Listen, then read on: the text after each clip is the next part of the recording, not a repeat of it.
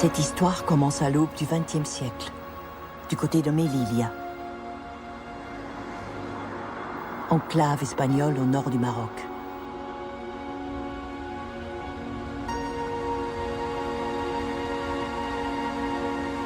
Sur un tout petit territoire peuplé de tribus berbères, un certain Abdelkrim allait créer un embryon d'État, tenant tête à l'Espagne, puis à la France, pendant plusieurs années.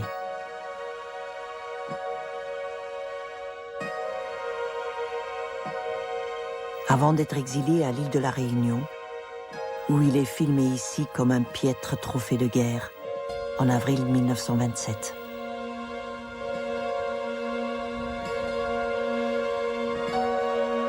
La guerre du Rif a fait des dizaines de milliers de morts, laissé un pays et une population dévastés par les bombardements et les armes chimiques.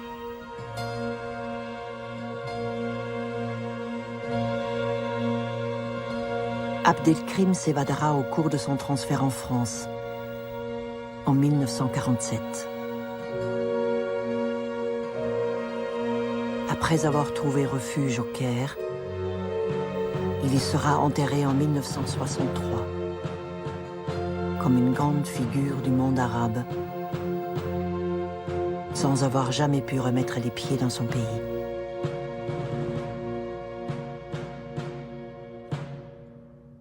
J'ai demandé une fois à ma mère qui était Abdelkrim.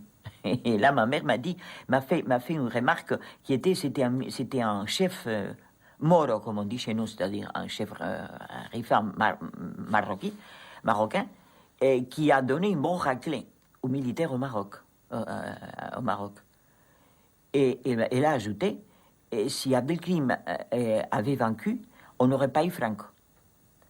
Et puis par la suite, mon directeur de thèse, ici à Paris, à la Sorbonne, le professeur Villard, disait toujours que c'était un raccourci historique.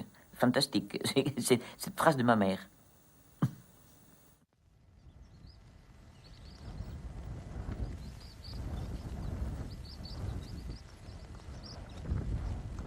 Abdelkrim fait partie d'une famille de notables, appartenant à la tribu des Bni Ouriarel. Après des études de droit à Fès, il se met au service des Espagnols à Melilla, comme professeur, interprète, journaliste, puis juge des affaires musulmanes. Abdelkrim et son père militaient auprès des tribus pour favoriser la présence espagnole. C'est ce qu'il racontera au capitaine Sagne, officier interprète de l'armée française, qui l'accompagne dans son exil. J'étais à l'origine plein d'enthousiasme et d'espoir, et je m'employais, tout comme mon père, à faire admettre aux Rifins l'intérêt d'accueillir les Espagnols, afin qu'ils nous apportent le progrès et le développement.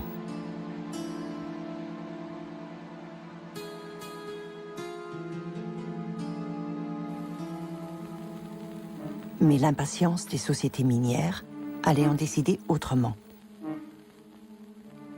Les relevés géologiques, réalisés entre 1905 et 1907, avaient effectivement confirmé la richesse des gisements de fer à proximité de Melilla,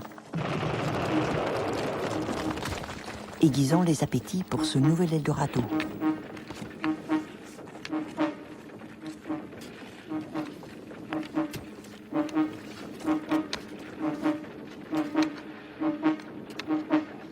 Malgré l'opposition des tribus qui refusent la construction d'une voie ferrée sur leur territoire, les travaux vont se poursuivre.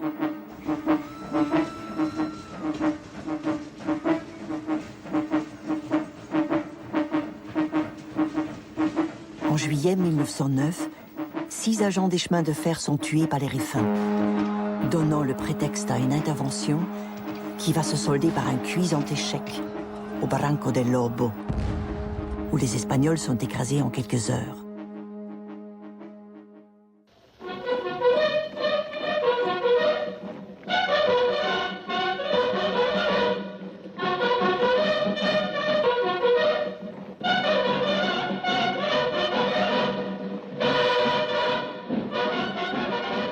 Décidé à conserver sa mainmise sur ce dernier petit bout de colonie, à restaurer le prestige de son armée et à protéger les investissements, l'Espagne va s'engager à partir de 1909 dans une véritable guerre, comparable à n'importe quelle autre guerre.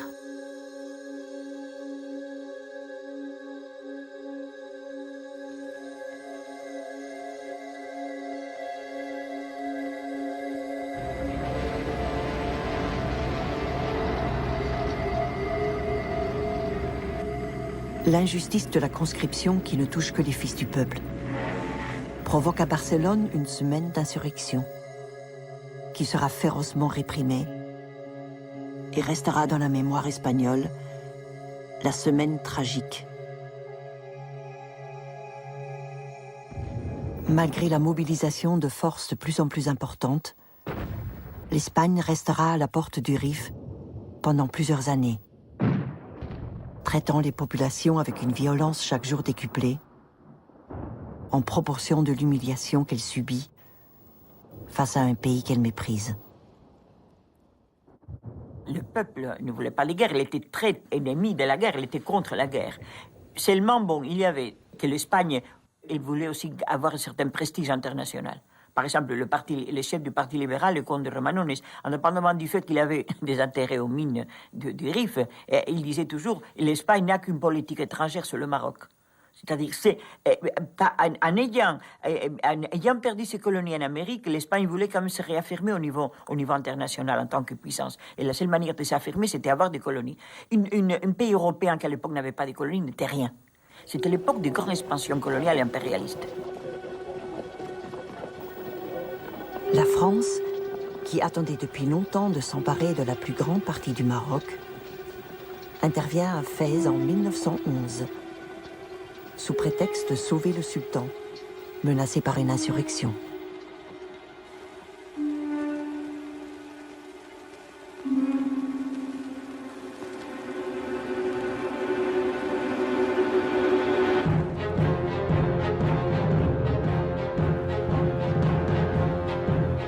Mais c'était sans compter sur l'Allemagne, qui invoque une violation des traités et envoie des forces navales à Agadir, au sud du Maroc.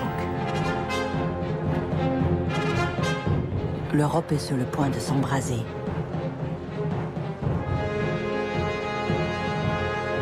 Sans la mobilisation des opinions publiques et l'intervention de l'Angleterre, qui menace l'Allemagne de se ranger en cas de conflit aux côtés des Français, la Première Guerre mondiale aurait sans doute éclaté en 1911.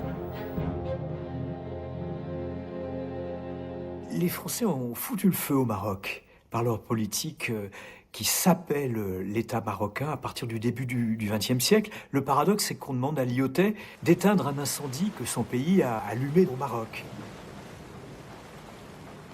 Alors que l'Espagne ne parvient pas à dépasser la zone qu'elle occupe déjà, le résident général Lyautey va entreprendre à partir de 1912 l'occupation du Maroc français, qu'on appelle, par un doux euphémisme, la pacification.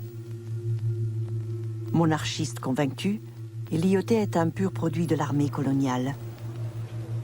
Il a déjà fait ses preuves au Tonkin, à Madagascar et en Algérie. Et par son respect de l'islam, il est apprécié des notables locaux, piliers du régime.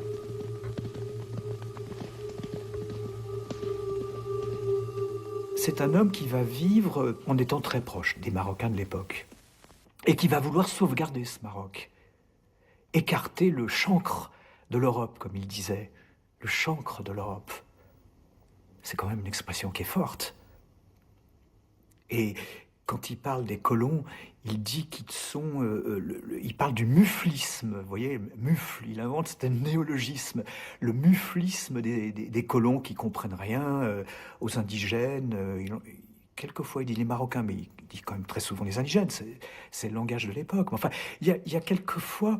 On a quelquefois l'impression qu'il n'est pas loin d'enjamber la barrière coloniale. Il n'enjambe pas complètement.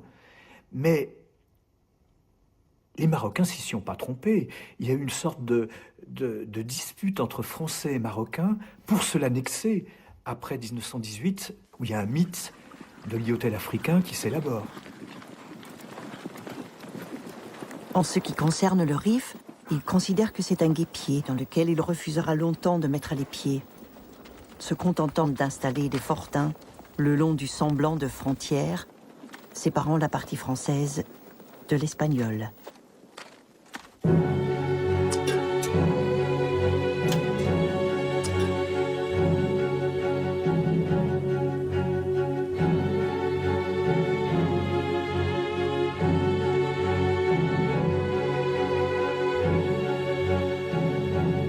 Le partage du festin colonial, nécessaire aux appétits industriels et financiers européens, impose parfois des sacrifices.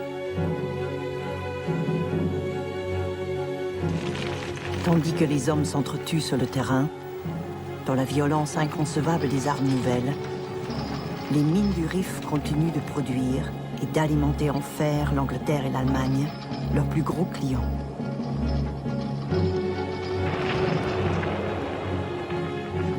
Quand il évoque cette période, Abdelkrim raconte qu'elle a été un tournant qui allait décider de son engagement futur aux côtés des Rifains.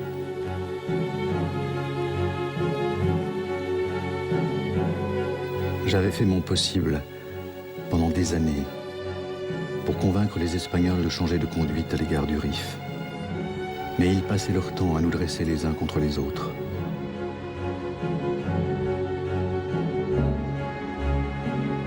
Comme il n'y avait plus rien à attendre d'eux, je me déclarais favorable à l'indépendance du Rif non occupé. On me jeta alors en prison pendant 11 mois, en prétextant de la manière la plus cynique que je complotais avec l'Allemagne. La raison principale pour laquelle il était mis en prison, c'était parce qu'il avait fait des déclarations où il avait déjà parlé d'indépendance. Il a dit jamais je consentirai, je vais accepter que mon pays soit soumis à notre pays étranger. Alors ces paroles ont été considérées très dangereuses. Donc il a déjà fait une proclamation, c'était un manifeste pour l'indépendance. Et les mots indépendance pour lui, c'était un mot, c'est-à-dire toute sa vie, c'était pour lui le mot fondamental. C'est-à-dire il n'acceptait pas la domination étrangère.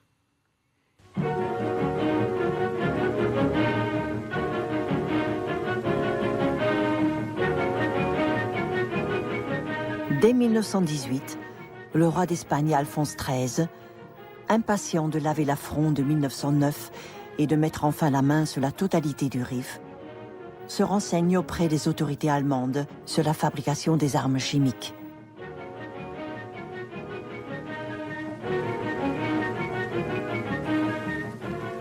Pendant que la France, l'Angleterre et leurs alliés se disputent le sort de l'Allemagne et se partagent son empire colonial, le comte Romanones, devenu chef du gouvernement espagnol, annonce en 1919 l'impulsion nouvelle donnée à la guerre au Maroc.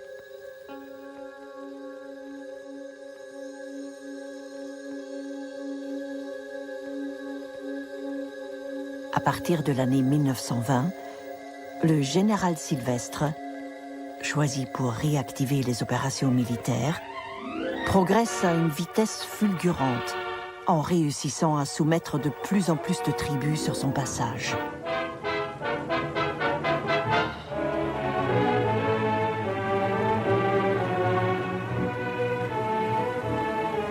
L'Espagne est aveuglée par ses succès d'opérette, qui rendront plus cruels encore les échecs à venir.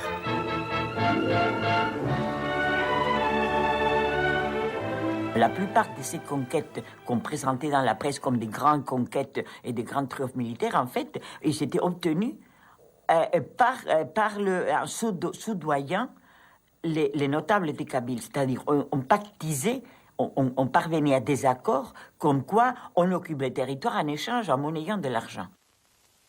Au royaume des aveugles, les borgnes sont rois. C'est à cette période que Milan Astrée fonde el Tercio, sur le modèle de la Légion étrangère française, en confiant à Franco le commandement de la première Bandera, composée de 3 compagnies.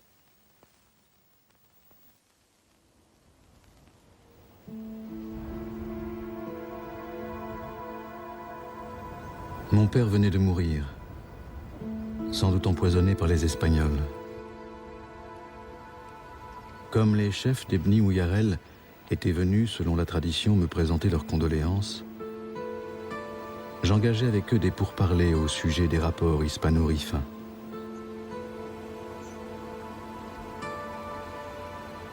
Bien qu'ils soient portés à la discorde dans les temps d'insouciance, les Rifains ne tardent pas à s'unir quand ils sentent leur liberté menacée. L'élite intertribale déchirait le pays. C'est-à-dire seulement à l'occasion où il y avait un ennemi étranger, il y avait des coalitions tribales. Mais c'était toujours éphémère, parce que toujours quand ce danger passait, ils se séparaient de nouveau. Mais il n'y avait pas une union, ils se combattaient les uns aux autres. Ce qu'il a dit, c'est qu'il faut finir avec ces combats, ces luttes antérieures, et il faut penser à l'unité. Pour lui, le mot unité, union, c'était fondamental.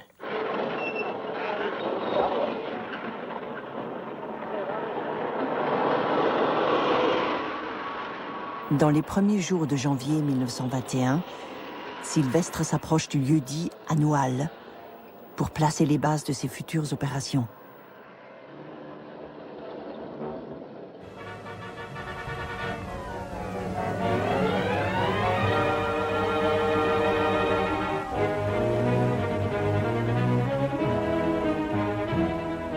L'Espagne, qui ignore combien l'autorité d'Abdelkrim s'est renforcée au fil des mois, prend ses rêves pour des réalités et enregistre ses premières défaites contre des tribus qui se renforcent de jour en jour. Tandis qu'au fil de semaines, toutes les positions autour d'Anoual ont cédé les unes après les autres, dans la nuit du 21 juillet 1921, le général Sylvestre envoie plusieurs télégrammes de suite, en réclamant des renforts. Que ce soit tout de suite, autrement plus la peine. À l'aube, le signal de la retraite est donné. 5000 hommes se retirent dans l'affolement, sans aucune organisation prévue pour leur défense, dévalant la montagne sous un soleil de plomb, dans une indescriptible débandade. Le scénario tourne au cauchemar. Mais cet écroulement de position, attention, il n'y a jamais eu une attaque des Rifains à Noël. C'était la panique qui a produit la tombée de tous les postes militaires. C'est-à-dire, à un moment donné, la panique, ils ont pensé qu'ils étaient attaqués par les Rifains. C'était une fausse alarme. Et on a donné l'ordre d'évacuation de la position. Les troupes ont évacué la position dans des conditions complètement inappropriées, c'est-à-dire c'était le désordre, c'était la débandade, c'était une débâcle absolument incroyable, incroyable. Ceux qui n'ont pas été faits prisonniers par Abdelkrim sont massacrés par des tribus incontrôlées. Quand les Espagnols découvrent leur mort, quelques semaines plus tard, dans ce qu'il reste du fort de Monte Arruit, où les rescapés d'Anoual en route pour Melilla s'étaient réfugiés, ils sont épouvantés par l'étendue du carnage. 3000 cadavres se décomposent au milieu des champs. 3000 cadavres à ramasser, à identifier.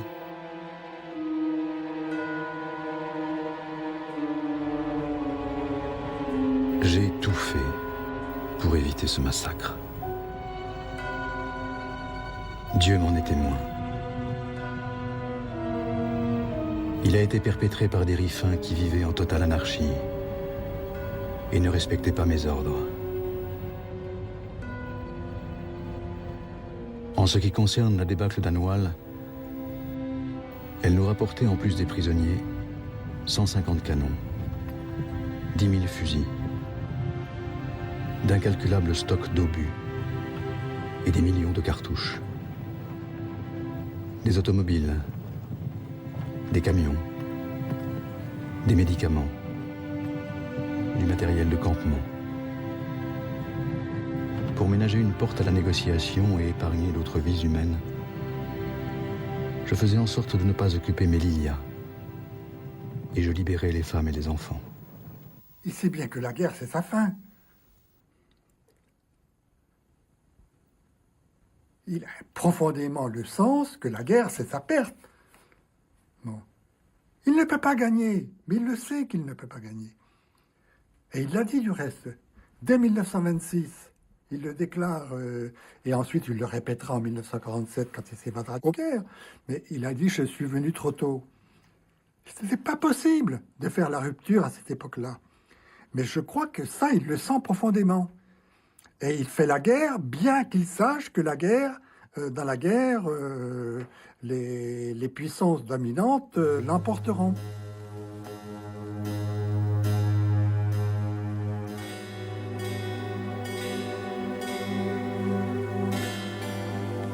Tandis qu'Abdelkrim attend l'ouverture de négociations pour établir la paix sur des bases sérieuses, le gouvernement espagnol ne pense qu'à une revanche rapide et à récupérer ses prisonniers par la force. En quelques mois, nous allions démontrer qu'un petit peuple était capable de prendre en main son destin. J'allais jeter les bases d'un État, commencer à moderniser la vie des tribus et les unifier.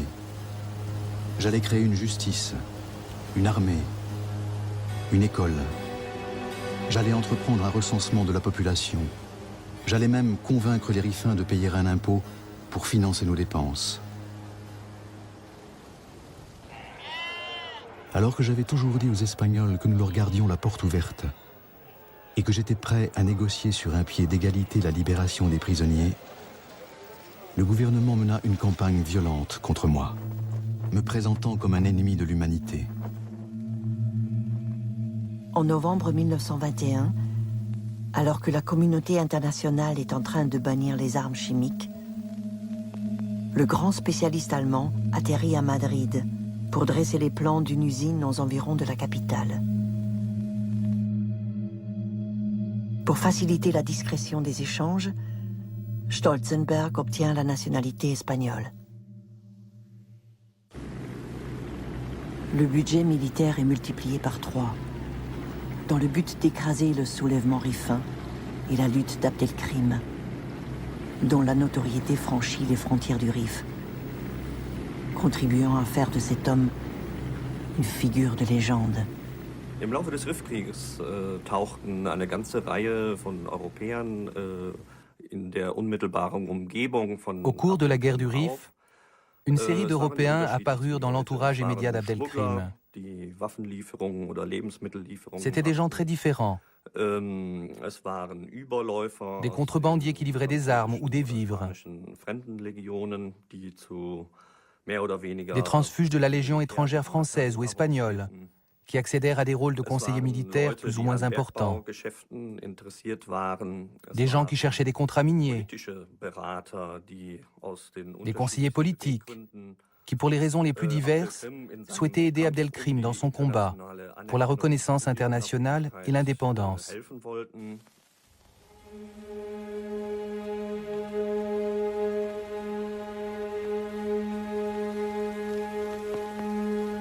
Tandis que la reine rend charitablement visite aux blessés du Maroc, Indalecio Prieto, grand orateur socialiste, s'indigne au Cortés de ce que les légionnaires ne fassent pas de prisonniers. Il est vrai que Franco autorise ses légionnaires à tuer, violer, piller, brûler et mutiler.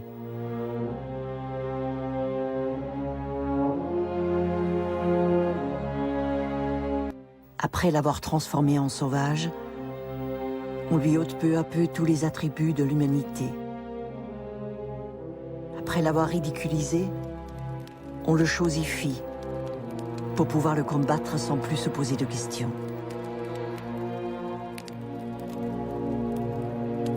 Le devoir de civiliser le Rifin cède la place à celui de l'exterminer, par tous les moyens. Ces militaires étaient en général des militaires qui faisaient partie des troupes de choc. Et c'était des officiers avec une mentalité très particulière. C'est très bien les atrocités et les actes de violence et de cruauté qu'ils sont capables de commettre, c'est-à-dire dans une guerre coloniale. Ils ont commis par la suite en Espagne, en utilisant les mêmes méthodes que celles de la guerre coloniale. Pendant que Madrid hésite sur le sort des prisonniers espagnols, le comte Romanones, fidèle à lui-même, exhorte le gouvernement à ne pas quitter le Maroc, affirmant que le Maroc est une question de vie ou de mort, tandis que la gauche s'en prend à la politique minière qui ne justifie pas la guerre. Si la presse n'a pas de mots assez durs pour parler d'Abdelkrim, Luis Oteiza, le directeur du journal La Libertad, rencontre Abdelkrim pour témoigner de la situation et informer les familles des prisonniers espagnols qui attendent depuis 1 an leur libération.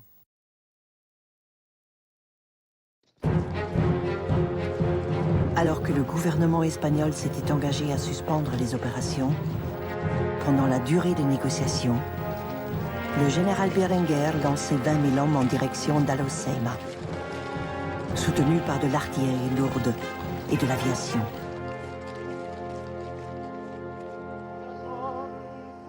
Malgré la puissance dont dispose l'armée espagnole, elle subit encore de nouvelles défaites et doit se replier, déversant sur le Rif des tapis de bombes, lui rendant sous forme manufacturée ce qui lui a été arraché.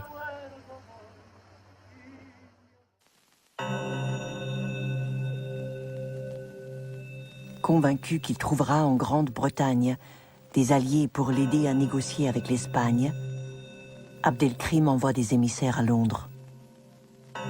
Il demande de l'aide sanitaire et la rupture des contrats militaires avec Madrid.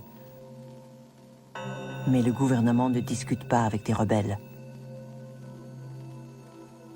C'est au cours de cet été 1922 qu'une usine d'armes chimiques voit le jour à la porte de Melilla.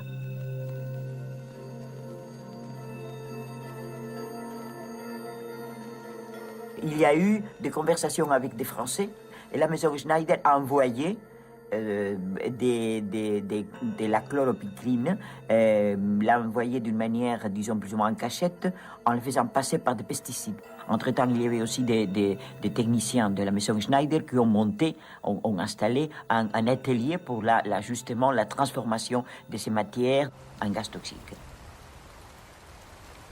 Les Espagnols croient que l'Europe les a chargés de réformer et de civiliser le Rif. Mais les Rifins demandent: est-ce que la réforme consiste à détruire des maisons en utilisant des armes interdites? Il est temps que l'Europe, qui a proclamé au XXe siècle sa volonté de défendre la civilisation, fasse passer ses nobles principes du domaine de la théorie à celui de la pratique. Pendant ce temps, la question des prisonniers est devenue une affaire d'État. Ce qui avait été refusé à Abdelkrim pendant 1 an et demi va être conclu en quelques jours. Les prisonniers sont libérés en janvier 1923, aux conditions initiales. Mais au lieu des 600 prisonniers espagnols, il n'en reviendra que 367, les autres étant morts de faim ou de maladie.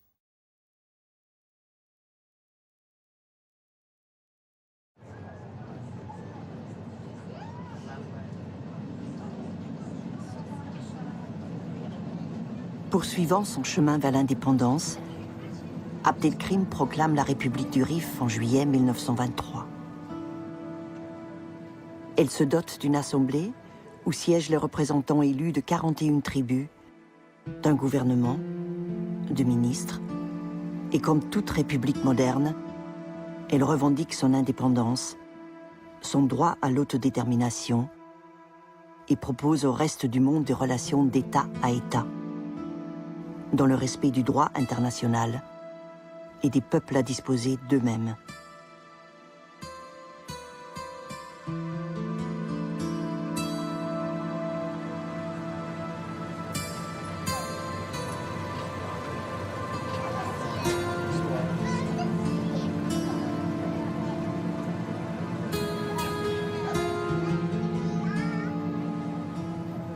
Le mot république, c'est un gallicisme. Ça vient de la place de la République française, de l'histoire républicaine française. Mais le mot qu'emploie Abdelkrim et le mot qu'on emploie à l'époque dans les années 20, c'est le mot Gumuriya. Il se trouve que Gumuriya, c'est le même mot en turc et en arabe. Bon, des différences de prononciation près. Bon, ce même mot, c'est la République d'Atatürk. Et en même temps, c'est la République des Soviets.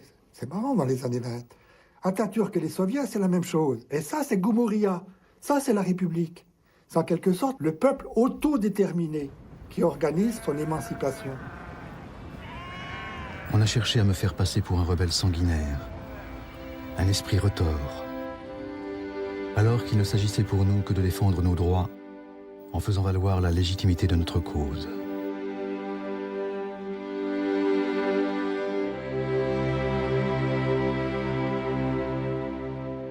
Nous l'avions fait savoir à l'Espagne aussi bien qu'après les événements d'Anoual. Nous avions déclaré la même chose à la France, au maréchal Lyautey et au sultan. Nous l'avons clamé à Londres et à la Société des Nations. Personne ne voulait entendre que nous désirions la paix, l'ordre, le commerce et l'alliance avec le monde entier. Mais puisque les Espagnols voulaient notre extermination, qui peut nous reprocher d'avoir défendu notre liberté et notre religion?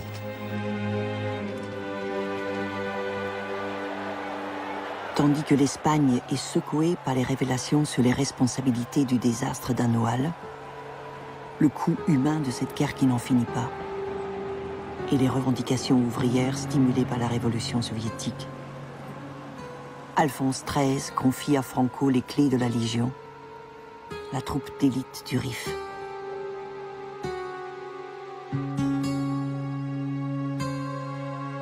S'inspirant de l'expérience de Mussolini, le général Primo de Rivera profite de l'instabilité politique et sociale pour s'emparer du pouvoir avec le soutien du roi. En septembre 1923, il suspend la Constitution, instaure une dictature militaire et s'empresse de décréter une pause dans la guerre. Alors que Primo de Rivera multiplie les pourparlers avec Abdelkrim pour sortir du bourbier rifin, l'armée espagnole, elle, Franco en tête, s'oppose à l'abandon du Rif.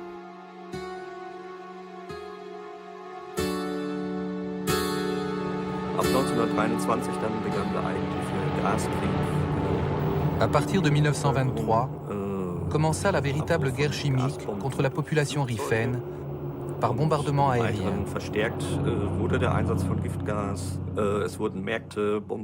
Ensuite, l'usage des gaz fut renforcé. On bombardait des marchés, des villages, la population civile, des terres agricoles.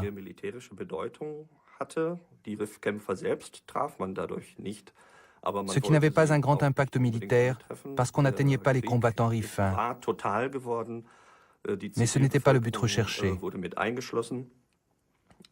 La guerre était devenue totale, englobant la population civile.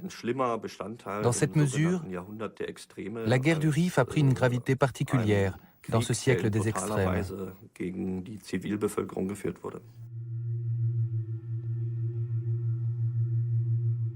Lyautey, qui redoute à présent que la situation dans le Rif ne se propage à toute la région, réclame des renforts pour stopper celui qu'il décrit comme le champion de la cause musulmane. Il demande à occuper la rive droite de l'Ouéra afin de couper à Abdelkrim le grenier à blé du sud rifin.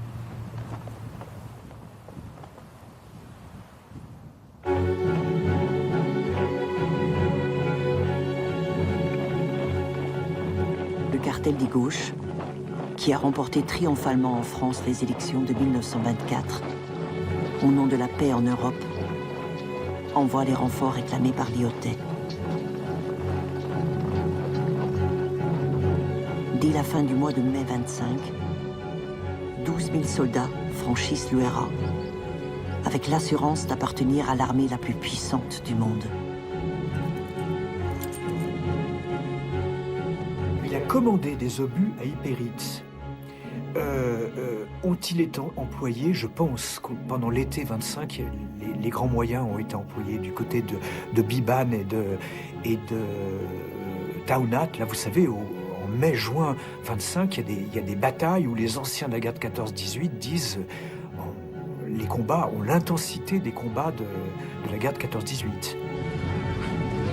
Après avoir battu les Espagnols au nord, en les rejetant vers la mer, plus rien ne semble pouvoir arrêter Abdelkrim au sud, où de nouvelles tribus se joignent à la lutte.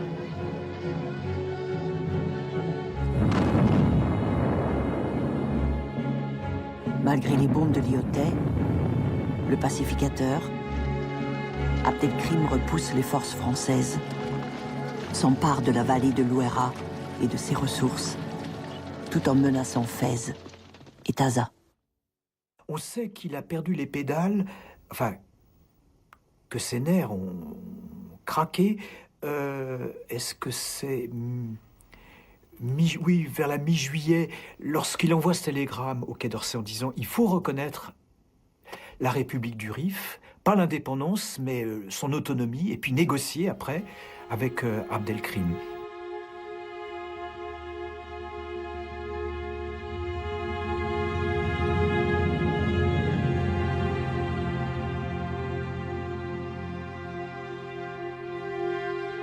Tandis que les premiers cadavres arrivent en France, les communistes, soutenus par les surréalistes et de nombreux intellectuels, appellent à la mutinerie et à la fraternisation, multiplient les meetings et les interventions au Parlement, en réclamant un vrai débat sur la guerre.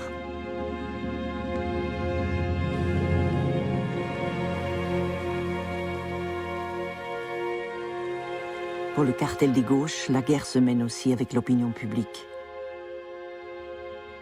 Painlevé brandit les risques d'extension du conflit et d'effondrement de l'empire colonial. L'équation entre islam et fanatisme justifie la répression militaire.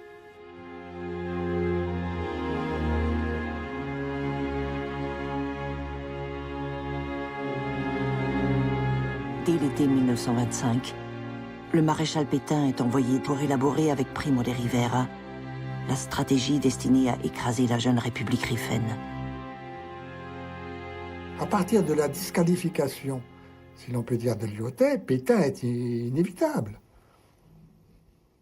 Et ça permet à toute l'idéologie patriotique française de se réengager après une guerre comme la guerre de 14, qui est une boucherie ressentie de partout. En quelque sorte, Pétain, il est le baume qui évite de se dresser contre la répétition d'une guerre tout après la boucherie de Verdun et de 1914. Le culte de Pétain est un culte qui va monter par étapes, quoi. Plusieurs dizaines de milliers de soldats viendront grossir les contingents français et espagnols au Maroc, les portant à 350 000 hommes. Le 3 septembre 1925, Pétain reçoit le commandement des forces du Maroc. Le mythe de Pétain est exploité sans ménagement par la gauche, au détriment de Lyautey, dont les convictions monarchistes lui ont toujours été suspectes. Bien sûr, ils s'affrontent. C'est la fameuse formule de Pétain, vous faites de la politique, moi je fais de la stratégie. Mais il ne pensait pas que Pétain allait le limoger, qu'il serait disgracié aussi brutalement.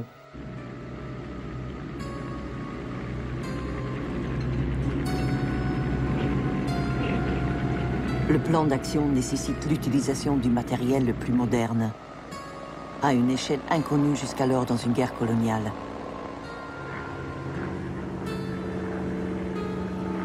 L'offensive est préparée, accompagnée et prolongée par une série de bombardements qui visent à semer la terreur dans les populations civiles et à anéantir les ressources du pays.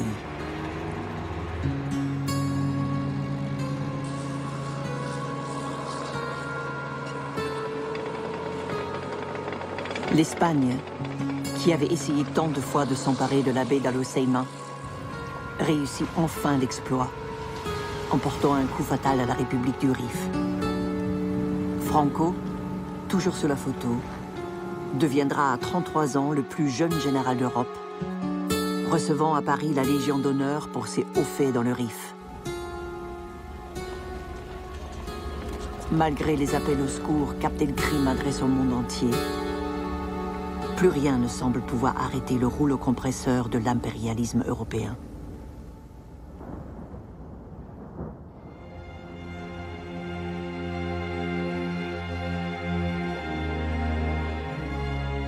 Alors que nous nous battions depuis 16 ans pour notre liberté, et que l'Espagne s'était montrée incapable de nous soumettre, en partie à cause du rejet de la guerre par son peuple, en partie à cause de l'incompétence de ses chefs,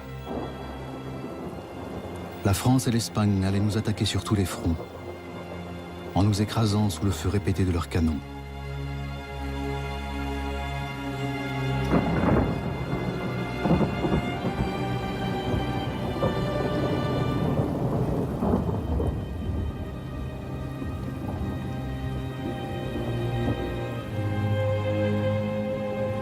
Painlevé connaît une opposition de plus en plus dure, toujours orchestrée par les communistes, auxquels se sont joints des socialistes, qui lui reprochent à présent le gâchis humain et matériel de la guerre.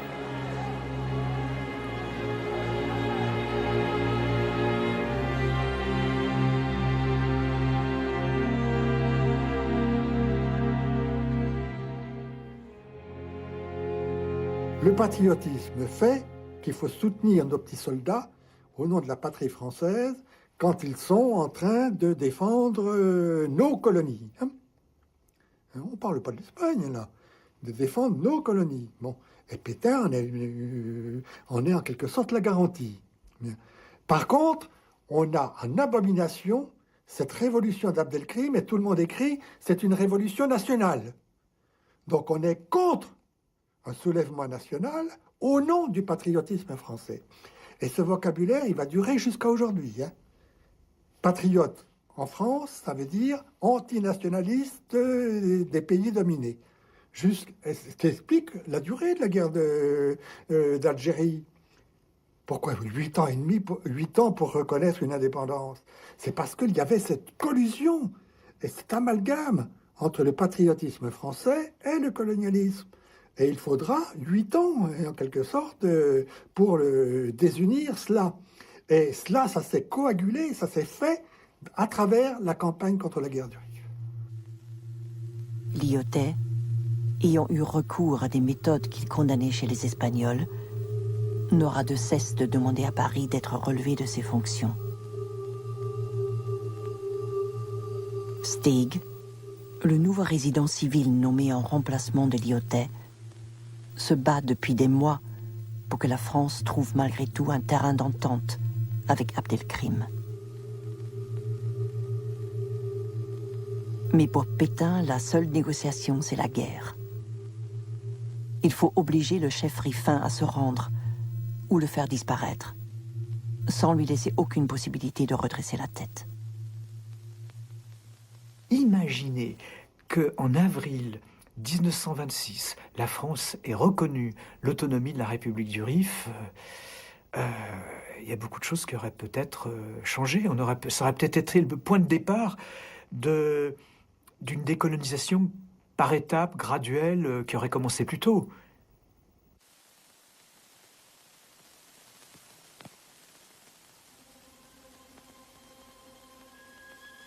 Malgré les pourparlers de paix engagés par Steig avec Abdelkrim en avril 1926, le pilonnage du pays se poursuit.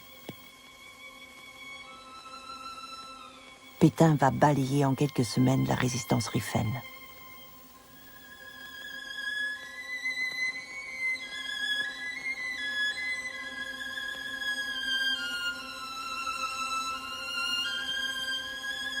Qui est plus cruel que celui qui s'obstine à nuire aux faibles et aux malheureux? Ils ont supprimé pour nos blessés la possibilité de recevoir des soins et de voir soulager leurs souffrances.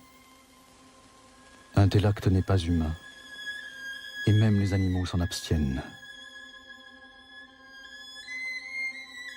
Je pense que ce qui a fait qu'Abdelkrim, qu'à la fin, le projet d'Abdelkrim n'a pas réussi, je crois parce que dans le contexte de l'époque, ce n'était pas viable cet État. Ce n'était pas viable parce que le Rif était une partie du Maroc. Du moment où les sultans ne suivaient pas, les puissances européennes n'allaient pas accepter ce dégagement d'une partie du Maroc.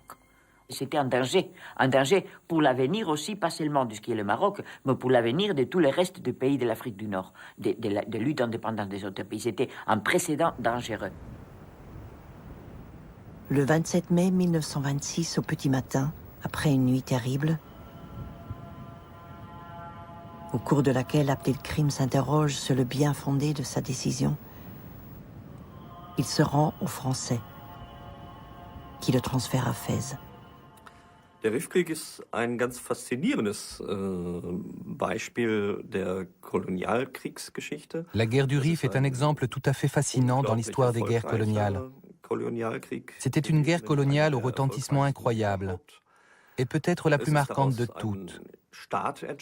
Elle a donné naissance à un État reconnu par personne. Mais c'était un nouvel État parce que la population rifaine l'a vu ainsi.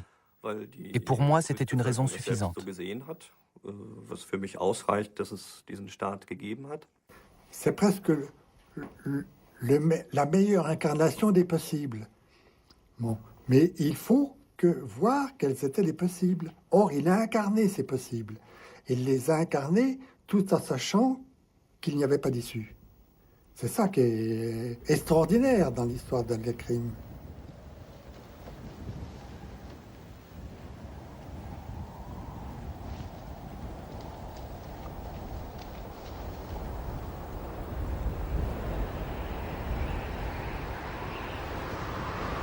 Si j'ai commis des erreurs, je le regrette. Qui ne regrette pas ses fautes?